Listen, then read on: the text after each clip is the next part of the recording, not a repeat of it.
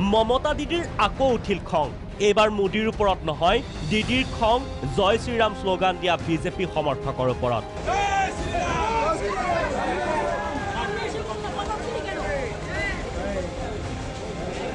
এতিয়া চাই লওক এই দৃশ্য। মমতাৰ কনভয় দেখি জয় শ্ৰীৰাম শ্লোগান দিছিল এইসকলে। কনভয় ৰখাই দিলে মমতাই। তাৰ পাছত গাড়ীৰ পৰা নামিল অগ্নি শৰ্মা মমতা। মুখামুখি হ'ল জয় শ্ৰীৰাম শ্লোগান দিয়া লোকসকলৰ।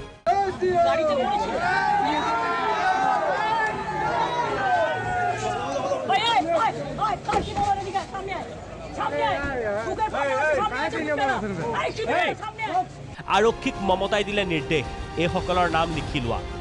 এইসকলক মই খুদাই নেৰো, এওঁলোক বহিৰাজ্যৰ।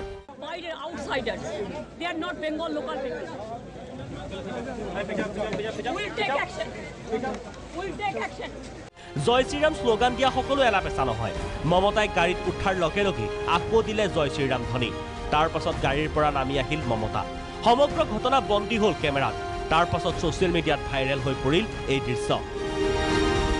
News desk report, Prag news.